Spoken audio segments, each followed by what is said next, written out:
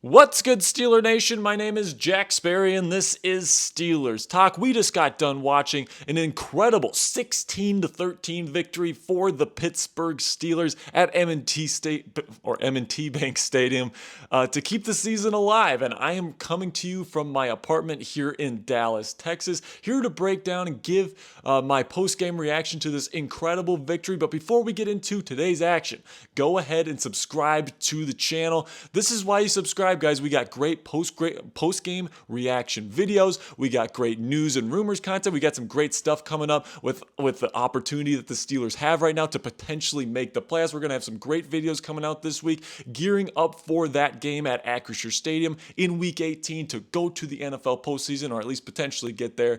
So go ahead and subscribe right now. We got a great community of over 19,000 Steelers fans that love talking about the Steelers. I try to make this as interactive as possible and make your voice heard here on the show. Like I said, we have daily videos here breaking down the latest news and rumors for the Steelers. We got draft stuff coming up in the offseason, free agency stuff coming up in the offseason. You're not going to want to miss any of it if you are a true Steelers fan. So go ahead and subscribe to the channel right now.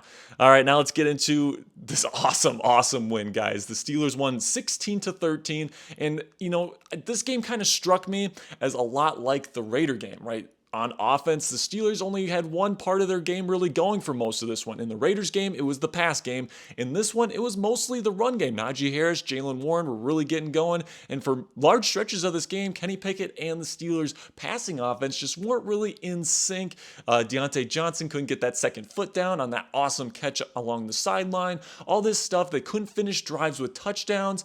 And, it really boiled down to the Steelers having to put together a touchdown drive right at the end, and boy did Kenny Pickett deliver. The rookie QB really showed his moxie yet again, his poise under pressure, and man, that touchdown pass to win the game, to put us up 16-13 was an absolutely incredible play.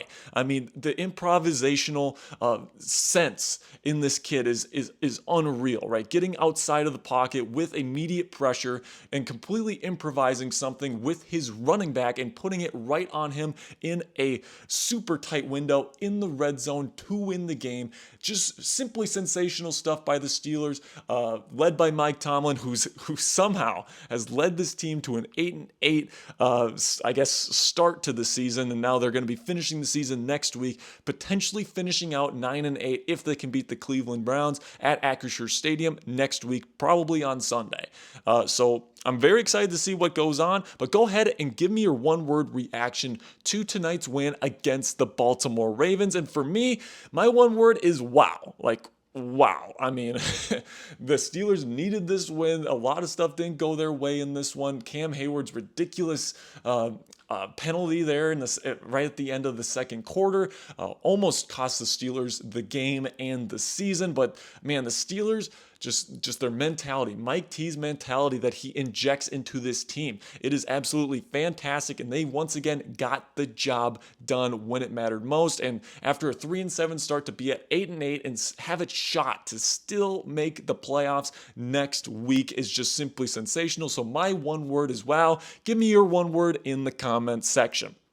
All right, so let's go over a couple of injuries here that happened throughout the game and kind of the overview of all the injuries for the Steelers. So Minkah Fitzpatrick left the game with an apparent leg injury, but then he returned, and then he ended up got the game-sealing interception there on the Ravens' final drive to seal it. So he came back. It seems like he's going to be fine. Deontay Johnson, it appeared that his shin got stepped on at some point there in the third quarter, I believe it was, and he came back and he was fine after that. And then Kenny Pickett was also shaken up after a hard hit he took, I believe, either in the late third or early fourth quarter. I just got done watching the game, but so I don't exactly remember when he got hit there, but he seemed to be fine after that as well. So without further ado, guys, let me give away my game balls for this Week 17 win over the dreaded Ratbirds, those Ravens. Number one game ball goes to Najee Harris. I mean, Najee was a straight up bulldozer today, running over those Ravens defenders. he showed today that he can be one of the best running backs in the National Football League if he's running the right way, when he's running with his head down, when he's running with momentum, when he's running with power. I really like this new Najee Harris that we've been seeing in the second half of the season, not necessarily trying for those big runs, those big explosive plays that he'd get, say, in Alabama or in high school. Now he's just putting his head down, he's getting those extra yards, and he's putting the offense in good positions to succeed and keep the offense on schedule. And I really like this a lot. The run game was really the reason why the Steelers offense was even getting anything done at all, because Kenny Pickett and the Steelers passing offense had a kind of a rough night, to be honest with you. They weren't really in sync for most of it, aside from that last drive. But for most of the game, it was Najee Harris and Jaylen Warren. Najee, I'm just looking at his stats here: 22 carries, 111 yards, averaged 5 yards a carry, guys. On 22 carries, that is absolutely insane. And then, of course, the game-winning touchdown catch. Of course, it just had to be him for that game-winning catch. Absolutely poetic there. And then Jaylen Warren, 6.3 yards per carry today. Very effective for the running back too as well. Steelers run game looked really, really good in this one, but I'm going to give the game ball to Najee because, man, I'm really appreciative of the mentality that he is playing the game with right now. I'm really liking the way that 22 is running the rock. All right, guys, go ahead and type F the Ravens as many times as you can in the comments section to show your hatred for the Baltimore Ravens and kind of rub it in the Ravens fans' faces a little bit here that we came away with the victory this week in their home stadium. We got our revenge this week. So go ahead and go in the comments section and type F the Ravens if you love the Steelers and you hate the Ravens. All right, guys, my second game ball goes to the rookie quarterback, Kenny Pickett. All right, Kenny, it wasn't his best game, right? The Matt Canada, I thought, in terms of the passing concepts that he called, especially in the red zone, weren't fantastic. They weren't great. They weren't getting the guys that were supposed to get open. He did target George Pickens early in this one in the red zone. Didn't work out, but then after that, no targets to George Pickens in the red zone, which is very disappointing. But Kenny Pickett, just at the end of the day, guys, when you're playing in the National Football League, what you need to do as an NFL quarterback is play your best football when your best is required. And 2 straight weeks now, we've seen this from a rookie, Kenny Pickett. And I mean, the level of poise that you need to play with to make these kinds of throws that he has made in the clutch with the game and the season on the line these past 2 weeks.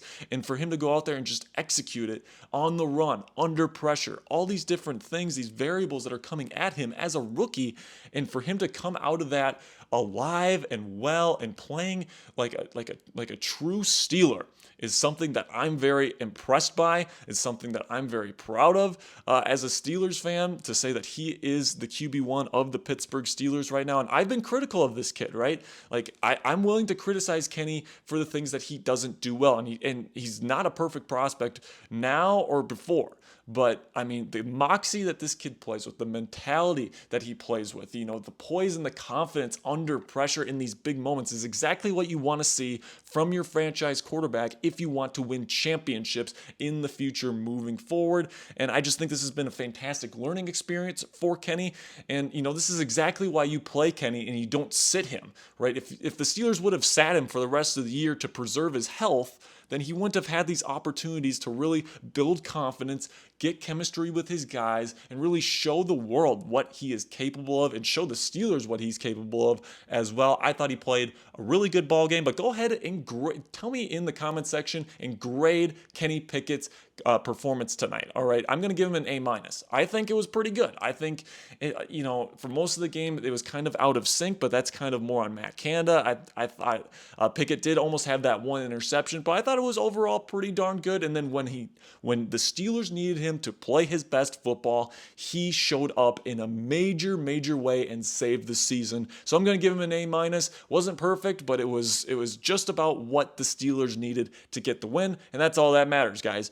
All right, guys, number 3 game ball goes to Minkah Fitzpatrick. Now, he left the game with that leg injury. I don't know how serious it is. I don't know how much pain he was in, but he came back and he played very, very well. And he even had that game-sealing interception to cap it off. I really appreciate the way Minkah Fitzpatrick played in this football game, and just in general, the mentality that he plays with, the instincts that he plays with. I think when it comes to safeties in the National Football League, him and Budda Baker are in a class of their own. I think there's a valid argument for either Budda or Minkah, but personally, I mean, maybe I'm a little bit biased. I would go with Minkah. The instincts, the athleticism, the freedom that Mike Tomlin and Terrell Austin give him in this defense, I think just allows him to be an absolute freak that just F shit up, right? That's what I say about Minkah Fitzpatrick. He F shit up. He F'd up the Ravens' attempt to win this football game today, and he deserves a game ball just as much as anybody, especially because he did it while he was hurting. All right, guys, go ahead and like this video if you are pumped up, if you are as excited as I am for next week's opportunity to potentially go to the playoffs for the Pittsburgh Steelers. After a 3-7 start, they are still alive somehow, guys.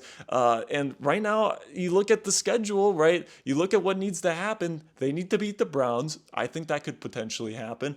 Then the Dolphins without Tua and without Teddy Bridgewater, with Skylar Thompson as probably their starting QB next week, need to go and play the Jets and beat them. I don't think that's going to happen. I think the Jets are going to win that game. And then New England, who is currently in possession of that 7th seed in the AFC playoff picture, they're going to play the Bills, who are probably going to be playing all their starters because they're still fighting for that first round bye in the AFC playoff picture. So I don't think the Patriots are going to win either. So I think that this is a fantastic opportunity for the Steelers to make the playoffs. I think their chances of making the playoffs this year went up significantly with this win. So go ahead and like this video right now if you are super excited, if you are juiced, if you are pumped up for this opportunity for the black and gold.